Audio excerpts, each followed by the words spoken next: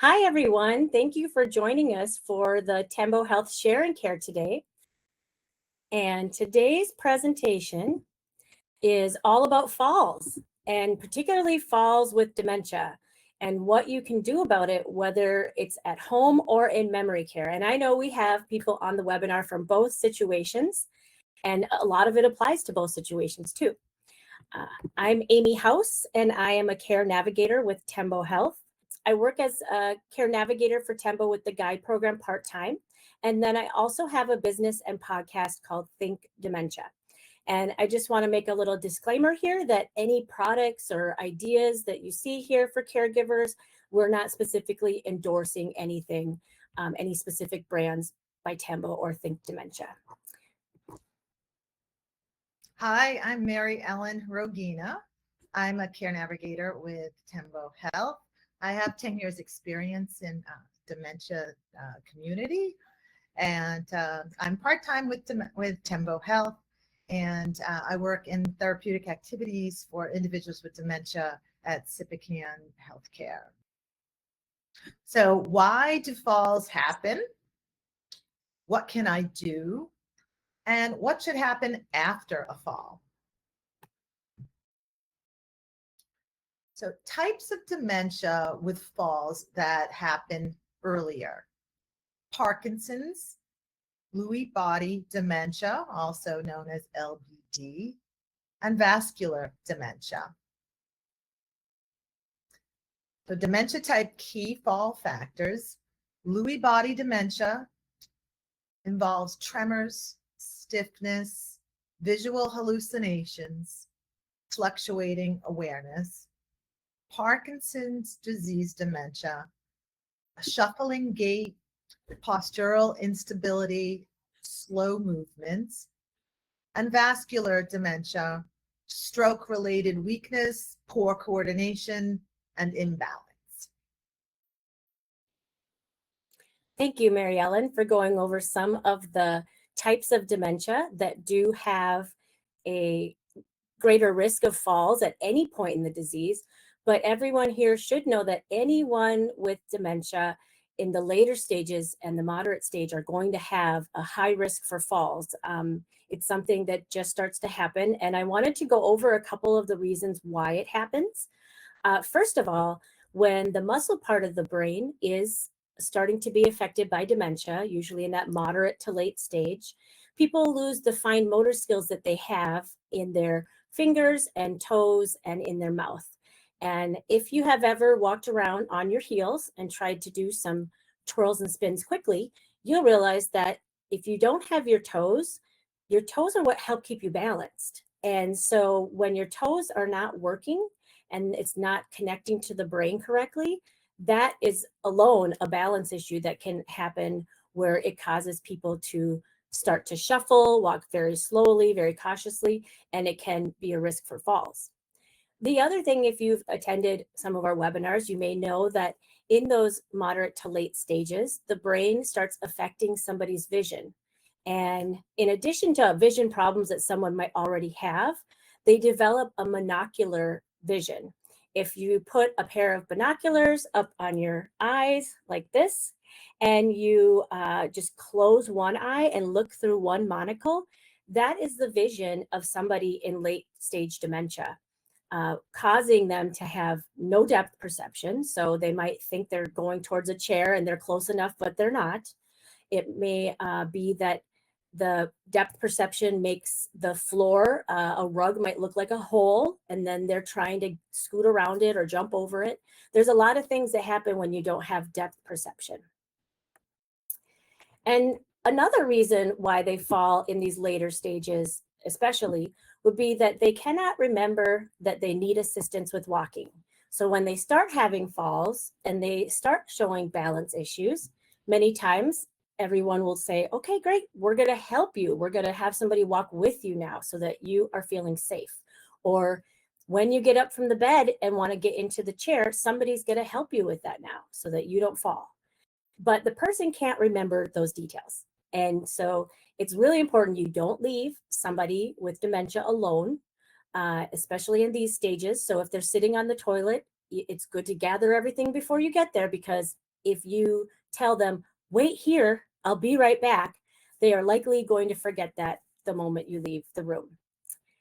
They also have trouble communicating their basic needs in these later stages. Their ability to speak can be affected with any type of dementia, and they can no longer think of the words to say what they need, or they might not be aware that they're really thirsty or really hungry, and that's what's driving them to stand up right now, but they can't communicate that to somebody. It's hard for them to call for help and say, hey, I'd like a glass of water. So that causes the person to just get up and try to go do something themselves. Now I will have Mary Ellen talk a little bit about what you can do to prevent falls. Yeah. So what can I do to prevent falls? Tools like walker, a cane, wheelchair, or rollator, walker with the wheels, and don't forget a cushion. Strength with exercise, physical therapy, and walking daily. And hydration is a huge thing for preventing falls.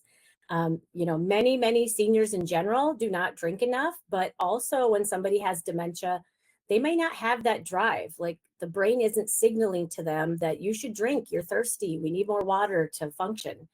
And so some of the ways that you can check to see if someone is maybe dehydrated would be some obvious signs like their mouth looks thirsty and dry and they have chapped lips.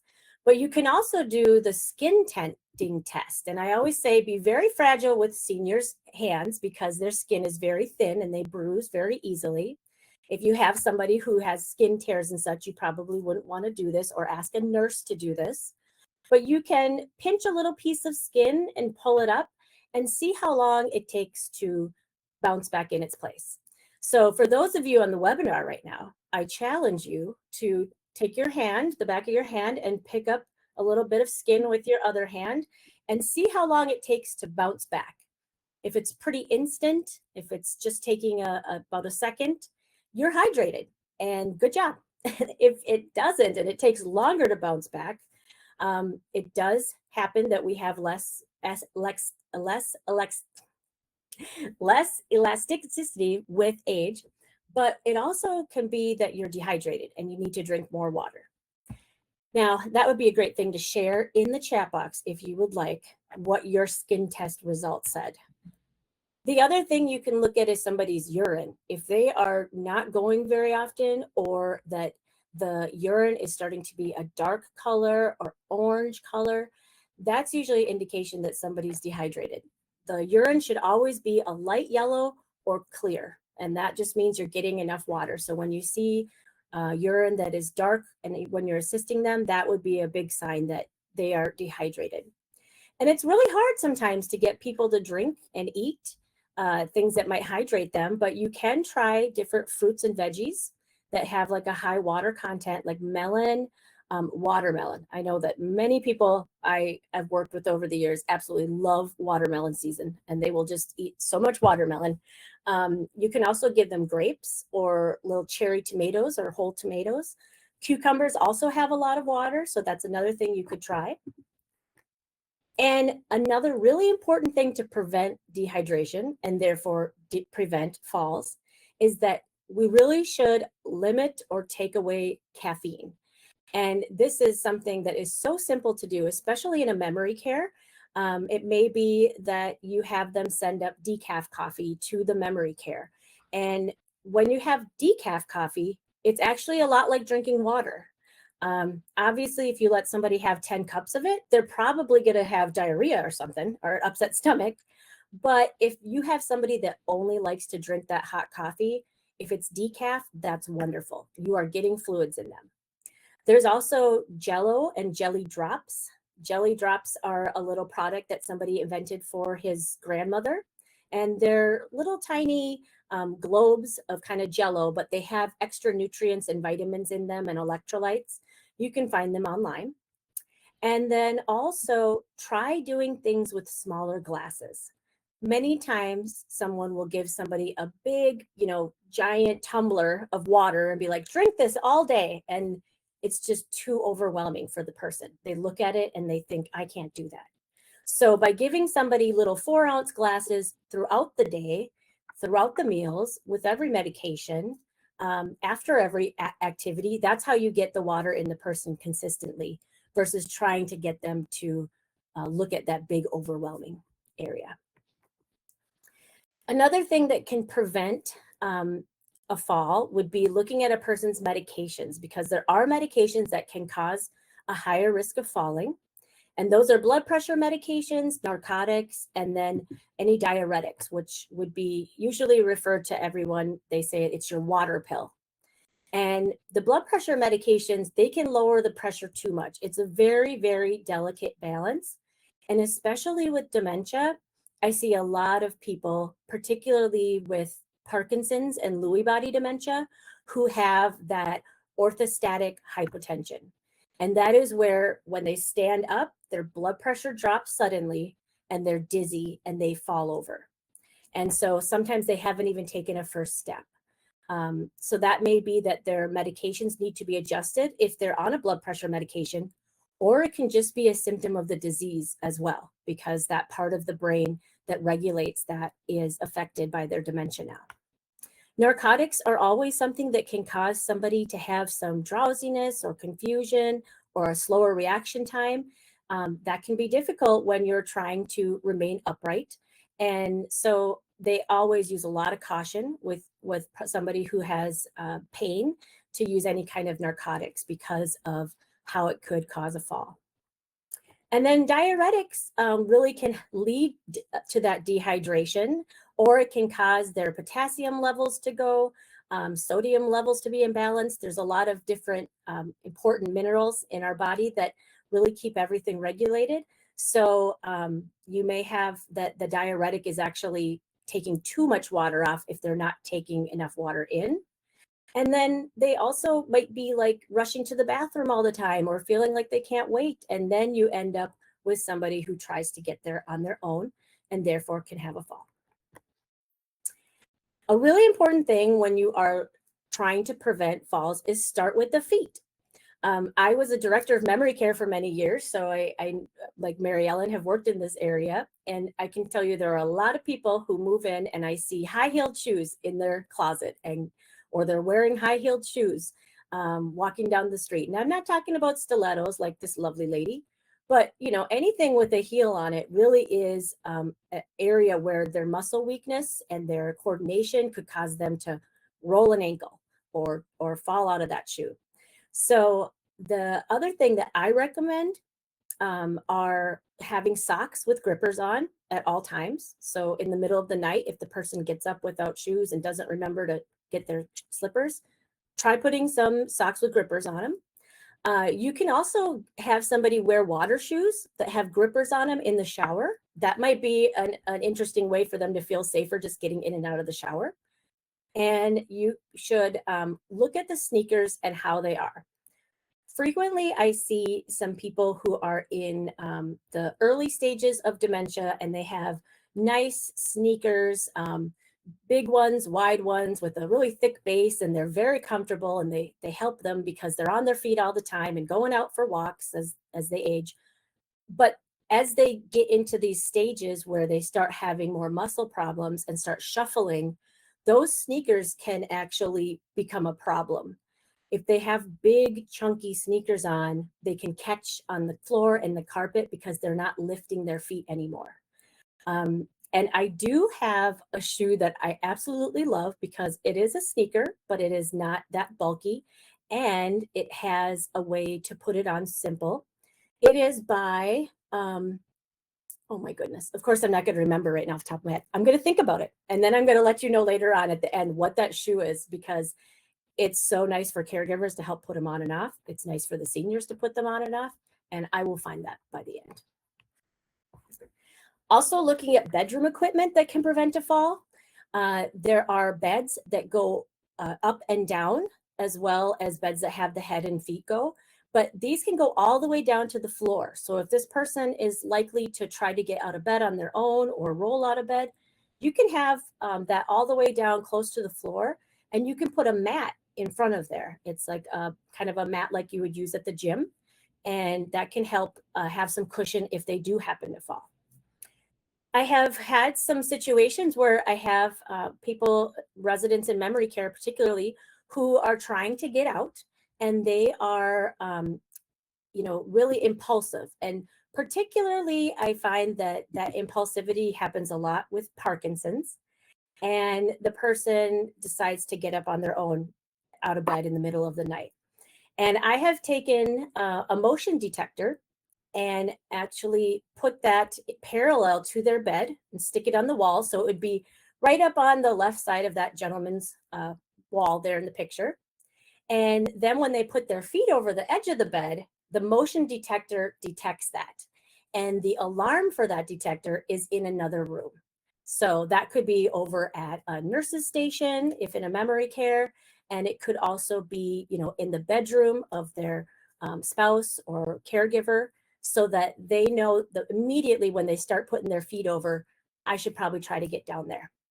There are pads that you can put underneath people that have alarms, but I do caution that many of the nurses and professionals I've talked to over the years have said that those pads that go underneath somebody, and the moment they stand, it goes beep, beep, beep, beep, beep, beep, beep, beep. That noise happening in the same room with them is very disturbing. It can cause them to fall because they're so shocked by what's happening.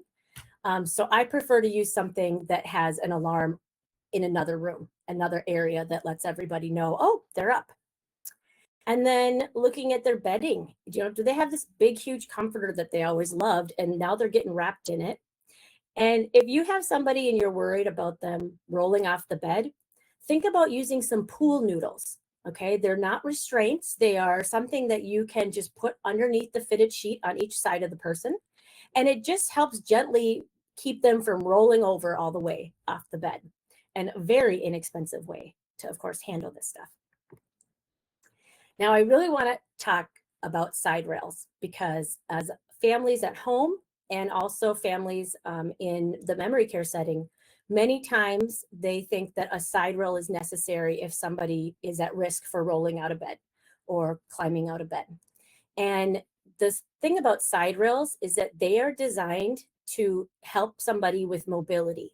They are put there so that the person can grab that side rail and use it to pull themselves up and get into the bed, or help them turn in the bed.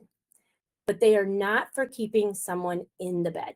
And I'm going to show you why on the next slide. And these images may be disturbing, but there is a lot of side rail entrapment. And that is why many places, different facilities around the country, don't even allow side rails unless there's a special order for them. And there's a lot of regulations around this where they have to do measurements, they have to check for recalls. There's so many things that it's just better to not have them unless they're really going to help the person with mobility.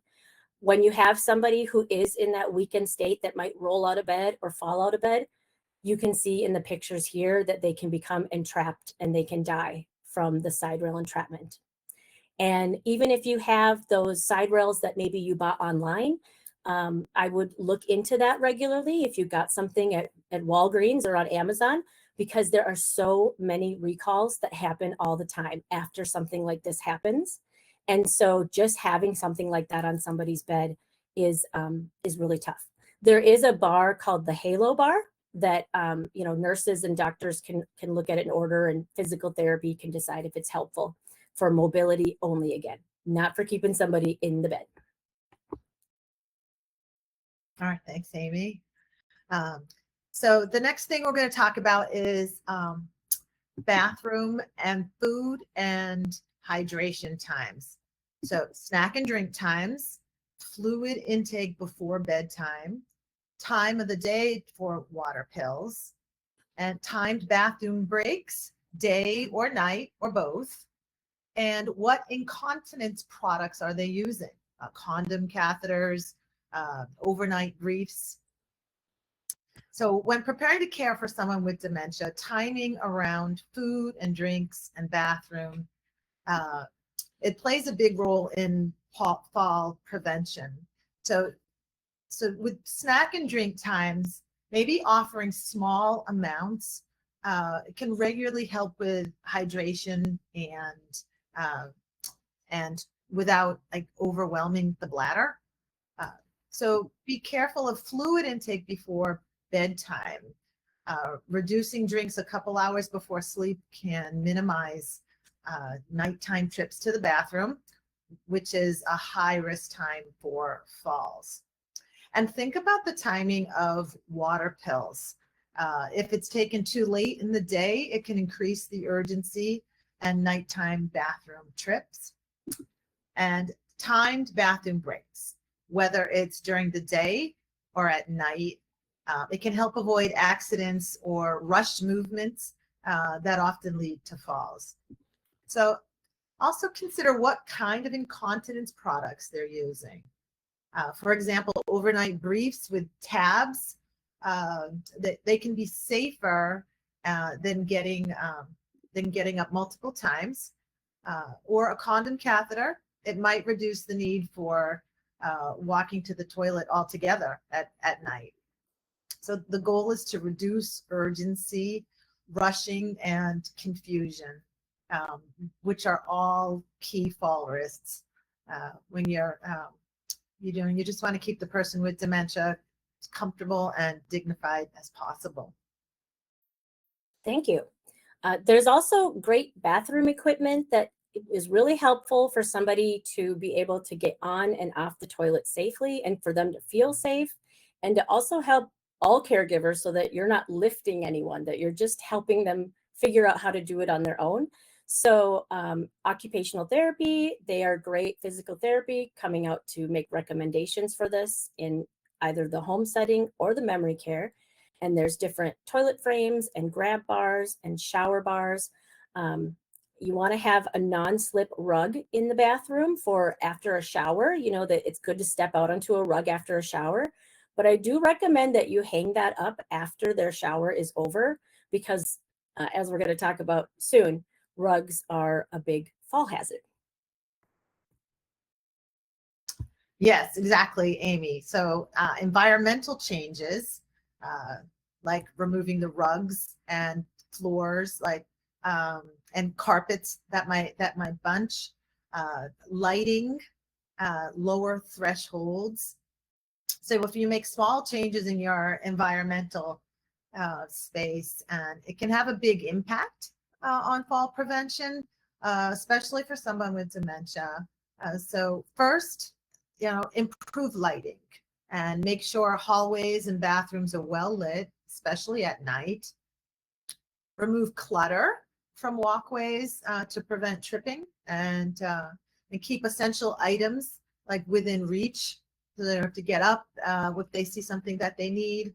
And if possible, to lower thresholds or mark them clearly. Even a small change in floor height can cause someone to trip if they have visual or cognitive impairments. Like where the carpet meets the tile between different rooms, make sure that's a smooth transition.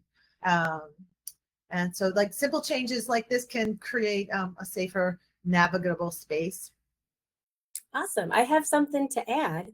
If you put on that monocular vision and walk around the space, you may notice that there are things like coffee tables that the person cannot see anymore. They cannot see that in front of them. They can only see it from a distance. So yeah, any kind of clutter is very important to get rid of, but anything that's low to the ground, especially. Thanks, Mary Ellen. Thank you. What can you do after a fall? Well, this is really important for if you're at home or if you're in a memory care. You have to be a detective. You have to look at the situation and find out what happened. Did they get tangled up in their bed sheets and that's what caused the fall? Were they heading to the bathroom and they maybe just lost their balance? Did they grab something and that fell down and it wasn't a secure bar to grab? What happened? And I know that in memory care, you're usually talking to the staff about that and trying to figure out the picture that they have seen and what exactly they saw. But then in the later stages of the disease, like I talked about before, if somebody keeps getting up and getting up and getting up, and that's the cause of their fall, it's really important to look at their basic needs and find out, is there something here that they were getting up for that they can't communicate? Like I said before, thirst and hunger. They may be uncomfortable and want to go lay down in a bed and they don't want to sit in this chair anymore. It could be that the person is having incontinence or constipation or diarrhea. Maybe they just need to go have a bowel movement. And I always say, yeah, it's weird to sit in the living room and have a bowel movement. So that's going to be a natural response for anybody to say, I got to get up and go find a place to do this. And that could cause a fall. So that might be where you can pair it with some of the things that Mary Ellen talked about with bathroom timing. And it may be that they're bored. They can't really see what's happening around them. Maybe they don't have a good view. I knew a gentleman in the memory care where he had a large Broda chair and he would sit at the table, and after mealtime, the aides would move him and they just kind of basically twirl him around and face him towards the TV because he enjoyed watching a little TV after lunch. But then when shift change would come, everybody would be back where that dining room table was, and everybody be talking, and there's lots going on. And I'd see him trying to like twist and crawl and see over the back of his Broda chair as to what's happening over there. And that was a huge fall risk for him. So it was a very simple change to just say, okay, when you help him afterwards, if he's in the living room, move him to the part of the living room where he can still see everybody and still see the TV. And that was a way to solve his fall problems. It could be that their temperature, they're cold, and people need to move.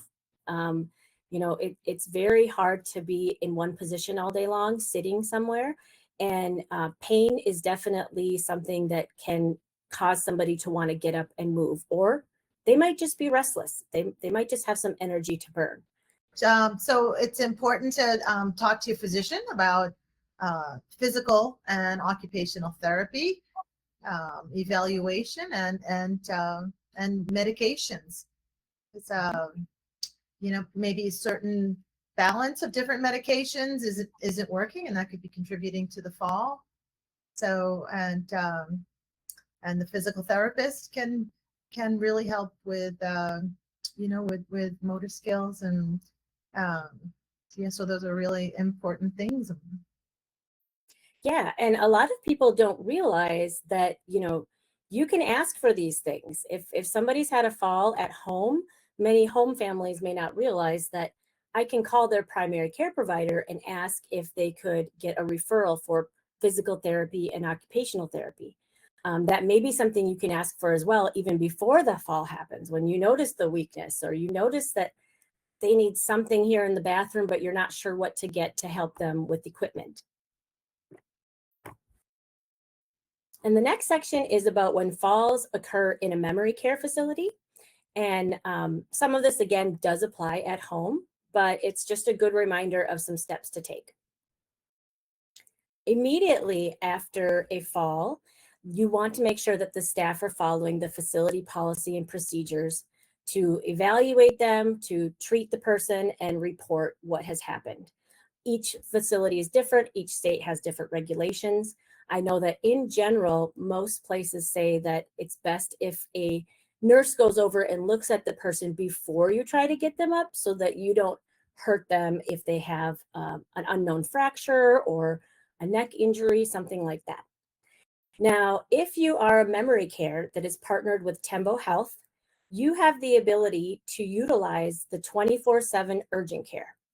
And the 24/7 urgent care is also available to some of our home clients. But it's wonderful for somebody when you want to avoid the emergency room as much as possible. The emergency room is it's a very long process. It's very boring and nobody likes it, but especially with dementia, it can be really challenging. I've had people tell me that the behaviors that they saw come out of their mother in the hospital were just unreal. And they also can talk about delirium caused by being in the hospital. It's confusing. Where are my clothes? Why can't I stand up? They don't remember that they have an injury, and everybody's trying to keep them in a bed. And it can be really tough to go through any of that. And so if you utilize the urgent care, the 24/7 urgent care, An emergency room physician comes on to talk with the memory care that we're partnered with, or for some of you at home, and you can talk with them and do what you can to hopefully prevent them from needing to go into the emergency room. This is really wonderful in the memory care setting because most of you utilize things like labs that come out to the facility and x-rays that come out to the facility. So this is a way that you can do a telehealth visit and talk with an emergency room physician right away and get those x-rays ordered right there in the comfort of their apartment and not having to go to the emergency room. So fall follow-up in the assisted or the memory care facilities, a nurse evaluation after every fall, and communicating with the physician, evaluation of medications, and a physical therapy and an occupational therapy evaluation. And resident care plan adjustments. So some ideas to try. Are they hungry or thirsty? So you can add snack times or set snacks out and water and different bathroom times. And so schedule clashing, adjust their bedtime or their wake time. And pain. Are they in pain? So repositioning at night with pillows, moving to a recliner or a good wheelchair cushion. And are they sleeping? Frequent checks at night. Yeah, I find many times when I was a memory care director, unless I came in the middle of the night, which I did sometimes, or early, unless I asked the night shift, hey, who's not sleeping? It wasn't something that everybody was reporting because it's memory care. You kind of get up and do whatever you want, and there's people that get up and have a snack and do stuff. So it's just it's sometimes something that's not known that they're not sleeping well. And some additional resident care plan adjustments to try and to think about.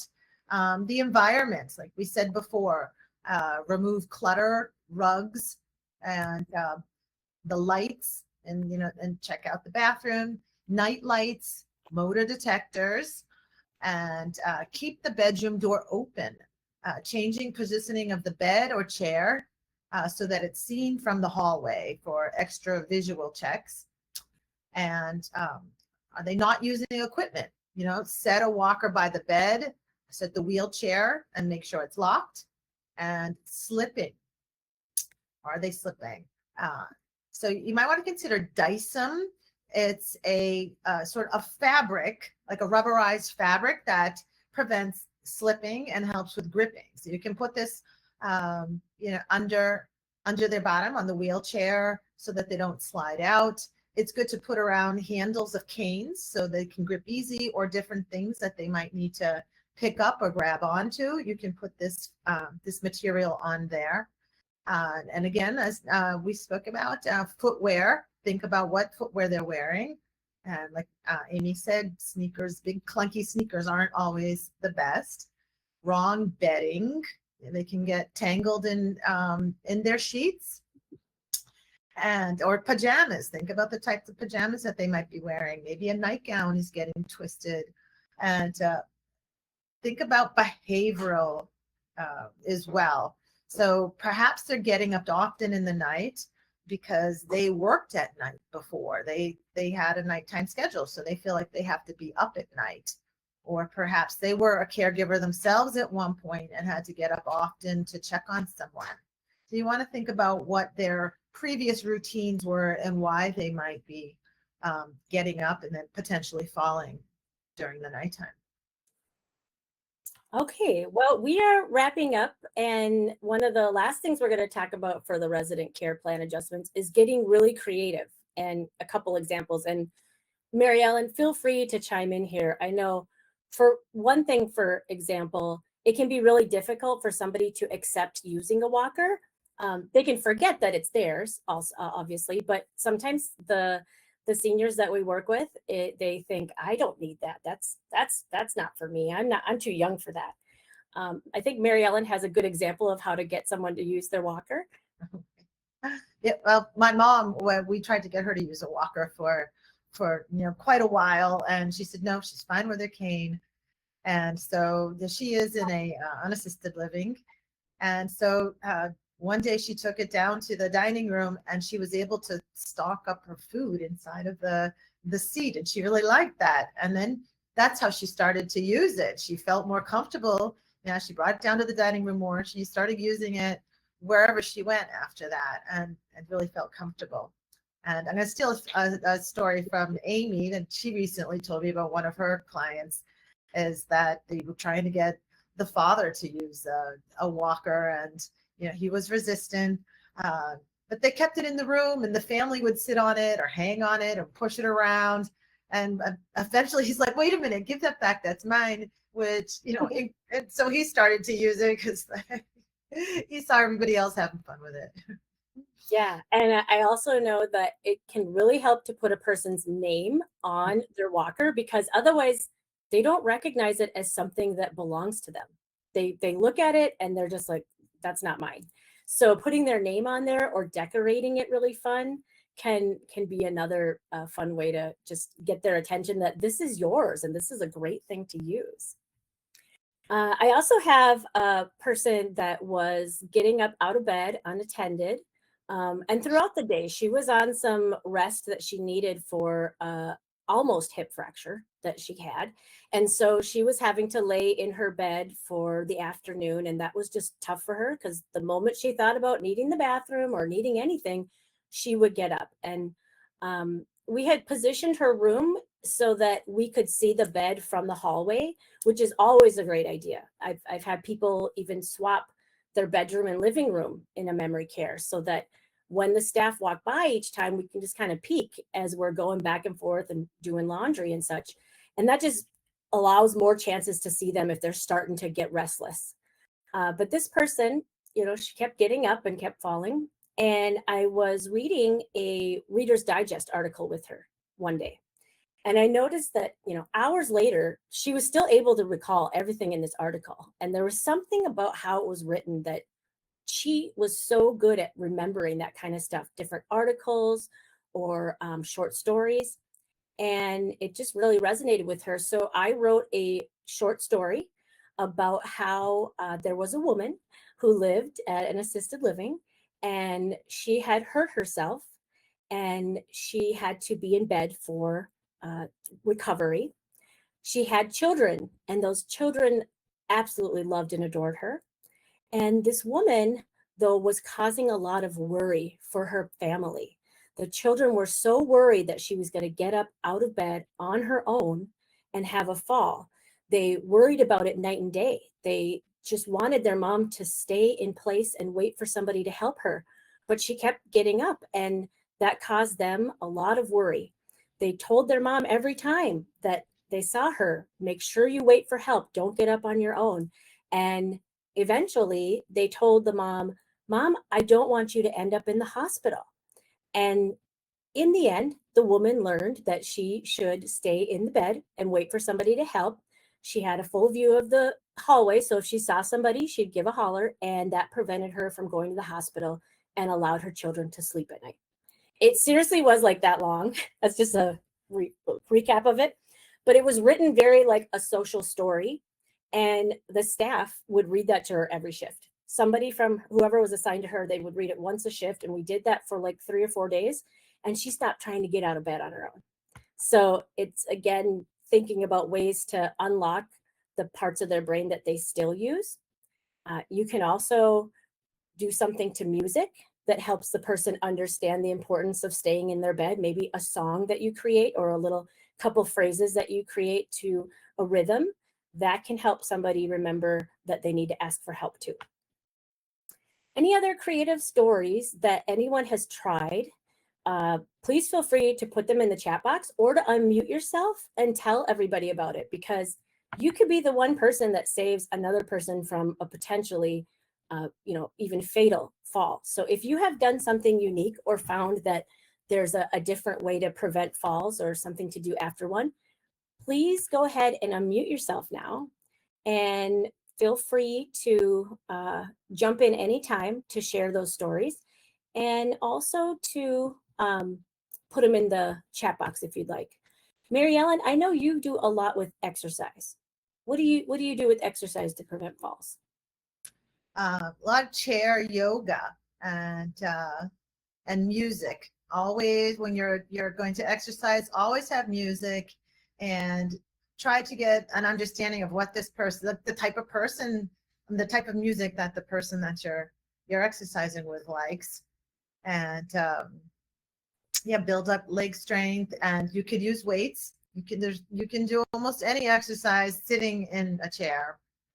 So yeah, and chair exercise is important when you have limited mobility, because then you could also, during standing exercise, you could fall. So it's better to be steady in the chair.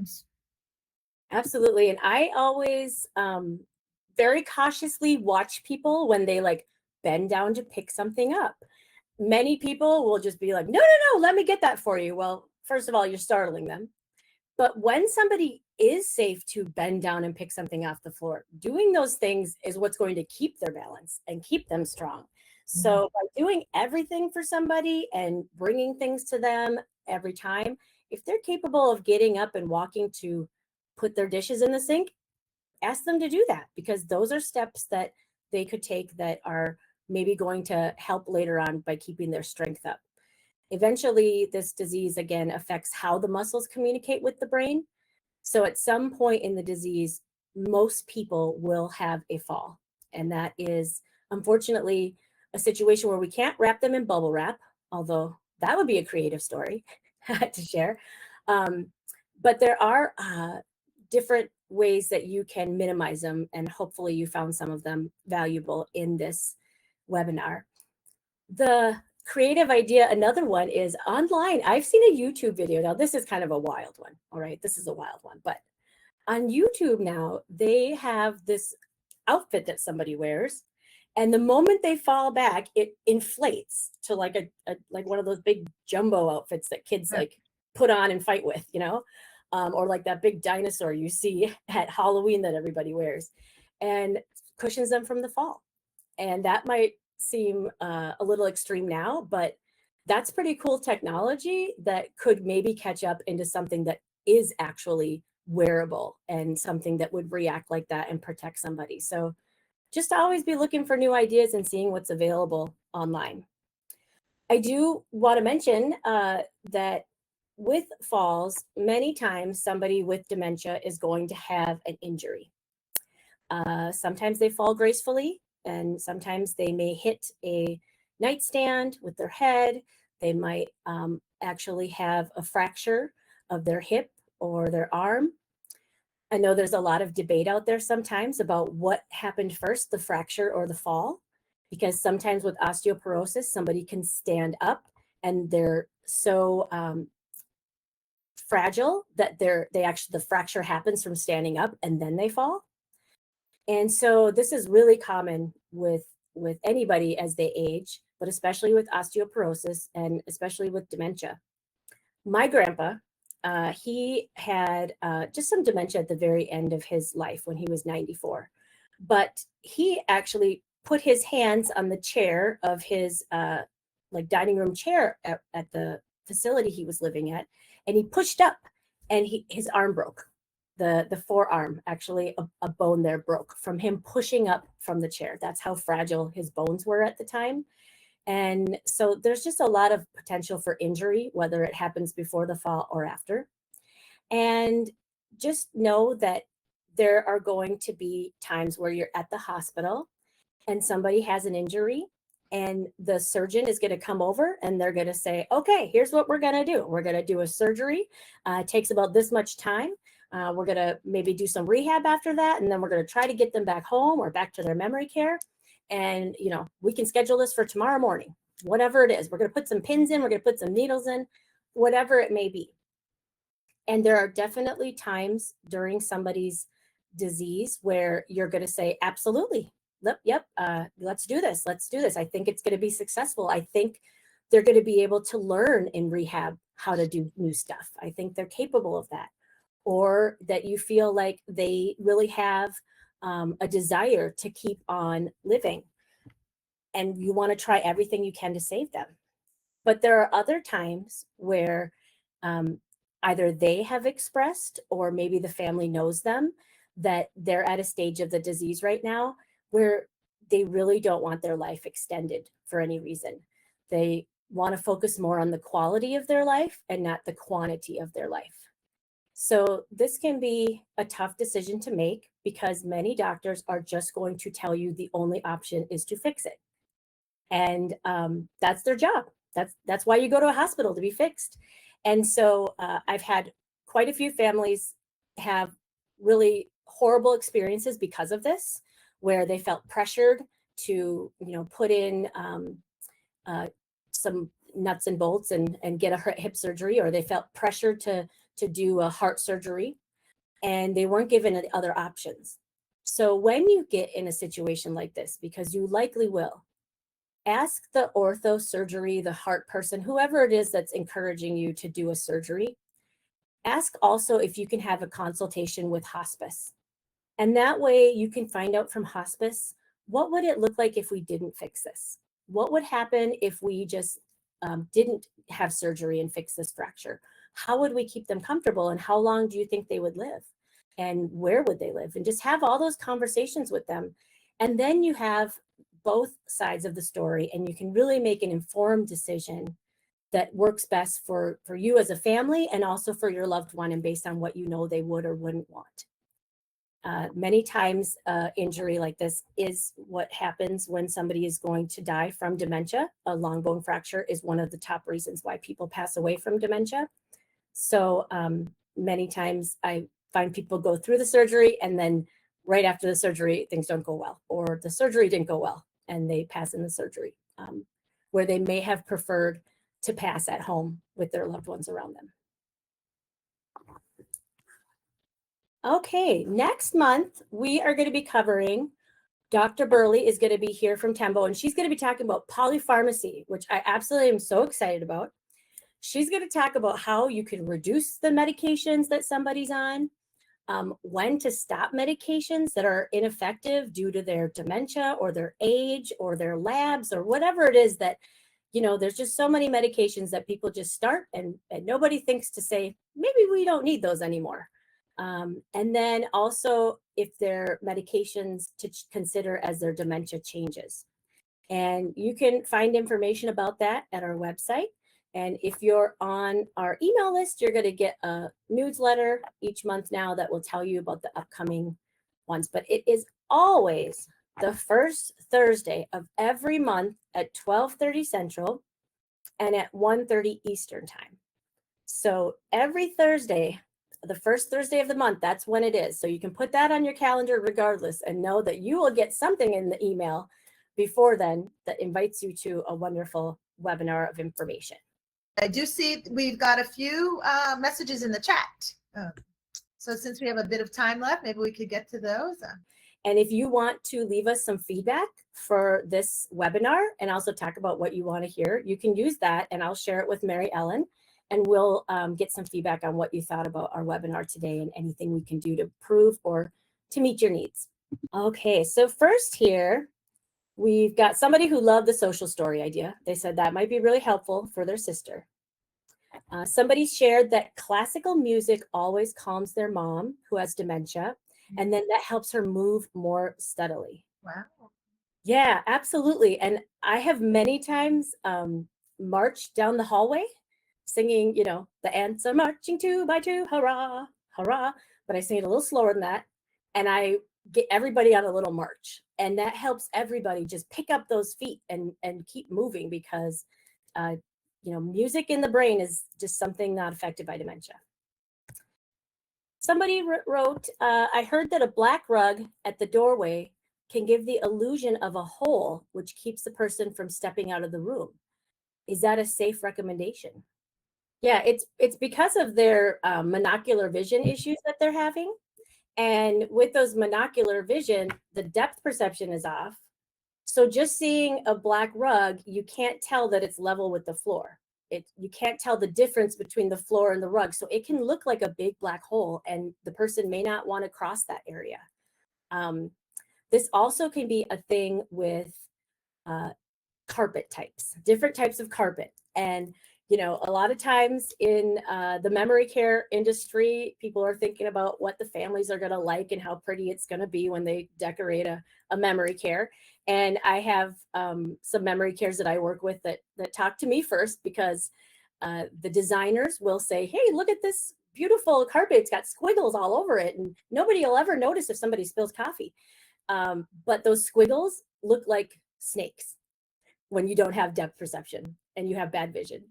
The dark areas of the carpet, if it's different patterns, may look like holes. And so keeping things really simple for somebody's carpet is important. There are many ways to still do that and have carpet that isn't going to show wear and tear. But yeah, that's something to consider. Anything on the floor. George wrote, at assisted living, we do hourly safety checks and call buttons that really help a lot. Yeah, those safety checks are important, because those are the ones that really get you on that idea of, every time I do that safety check at 11:30, he's ready to get up to go to the bathroom. So maybe we should just schedule that and actually come in at 11 and wake him up and take him to the bathroom instead of waiting for him to start crawling out of bed.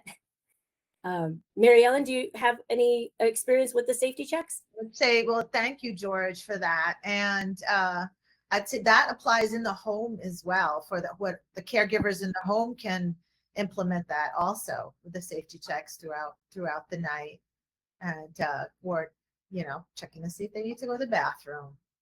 Yeah, I know one of the spouses that I work with, instead of waiting for her husband to need to get up to use the bathroom, she just gets him up after she goes, right? Because we're all getting up at usually this age to go to the bathroom at some point in the night. And so when she gets up to use the bathroom, she does so. And then she goes over and wakes her husband up to bring him to the bathroom so she can help him. That way she doesn't have to, disturb her sleep so much. But when you have awake staff on an overnight, the hourly safety checks or every 2 hours is just helpful, because you don't want somebody there too long if they do have a fall. Are there ways to encourage the patient to wear their emergency call button lanyard? Yeah, so many of some of the memory cares that I work with don't even have call buttons in the memory care because nobody remembers to push them. And I'll tell you also that even in assisted living, people who don't have dementia do not think to push that button when they fall. Many times they will crawl to the phone or crawl to the door or yell for help, even though they're wearing that button the whole time. It's just not been a part of their routine. If somebody had a life alert at home or something and they're used to that, they might be really into that. You can post pictures and you can post little phrases that say, push button if you need help, somewhere that they may see. Don't stand up, push the button, stuff like that. You could tape it on their walker in front of them when they're sitting down. There's ways to give people some visual aids, but in general, the call buttons are not really effective. But there are call buttons out there now that detect falls, and that's really a lot more effective than expecting them to push a button. They detect falls and they detect a change in the person's plane, and then it alerts the staff just the same way. And they have those at home too. Somebody wrote that they use a child portable and adjustable gate to prevent their wife from going into some rooms where they don't have a door or like a door frame. And oh, I love this one. He shared this one with me too. But yes, putting up any of the baby gates that you see to keep people from going in rooms where maybe you have more of the items that are low to the floor in that room and you don't want them going in there on their own. Or maybe there's something unsafe in there, like in the kitchen. But also this gentleman, he placed some tape over the door locks and his wife does not open the door now. She goes up there, it's locked. She has no idea how to unlock it. And all he did was just place some tape over the lock so she doesn't see it. So sometimes it can be a really, really simple thing to keep somebody from, going through a doorway that might lead to some stairs and cause a fall. I know a lot of people, I recommend those child-proof doorknob covers that you put on, and they cover like a round doorknob, and they have ones for the other type of doorknob too. but you just cover it up and they can't figure out how to make it work, so they don't go through that door. And it's important when you're trying to keep someone from falling downstairs. Somebody wrote, playing, dancing, and singing makes my wife happy and more positive when she's not having a good day. Absolutely. Mm-hmm.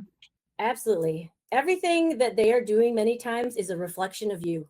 So if you are calm and happy and happy to see them, they're going to be happy to see you too.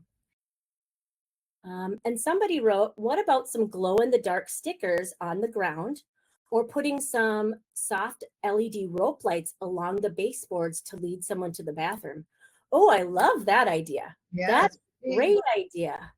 I have seen before too, where putting just regular tape, like some red tape, helps people with wayfinding in their room. But yeah, when you're really trying to make sure that they're not going to fall on the way to the bathroom, have some of those rope lights along the baseboard that will get them there. And consider things that are motion detected also, so that when they get up, the lights turn on. So that way they can sleep soundly in the dark.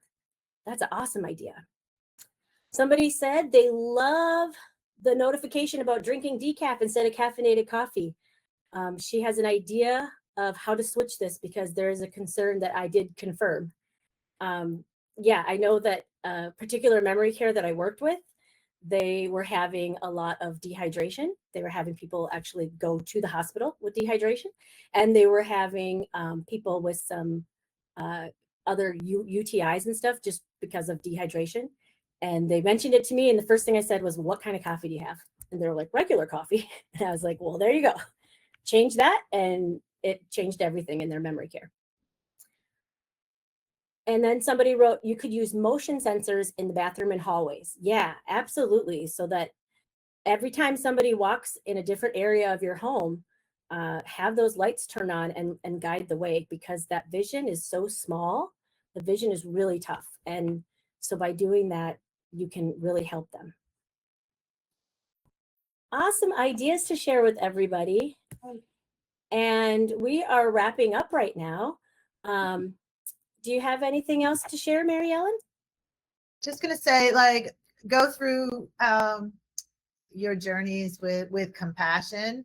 You know, for if you're living with somebody that is at fall risk, you know, and have compassion for yourself also, and you know, find the support that you need, and because yeah, it can be challenging. You know, you just never know when a fall can happen. So just stay aware and you know, think of new ideas. So ones that everyone shared here and that Amy and I shared, and they're all kind of new inventions coming out to help when you do fall and lessen the fall as well, and like the impact. Yeah, and Tembo Health can help with that. So if you are partnered with us or you have Care Navigation with us, if somebody's had a fall, let us know, because we might help you think of an idea that you hadn't thought of before. And that's what we love to do, is help sometimes with those little problems that really create a very large problem for caregivers. There might be an easy solution. Also, I did remember the names of those sneakers. I'll end with that. Skechers has these hands-free slip-ins, okay? I don't know if they come in wide, because somebody had asked that. But they have hands-free slip-ins, and they are amazing for people at any stage of dementia or any senior, because they just put their feet in there and they don't have to worry about pulling up the heel part. They are so great for the caregivers too. Even if you have somebody who's not walking anymore, it's really hard to get their shoes on sometimes. And so these are super comfortable. They're not very big and chunky. And I mentioned it one time in a newsletter, and all of a sudden my memory care residents were all wearing their cool new sneakers because the families got them for them, and it encourages independence. But thank you for coming, and we'll see you again next time. Thank Bye-bye. you, everybody.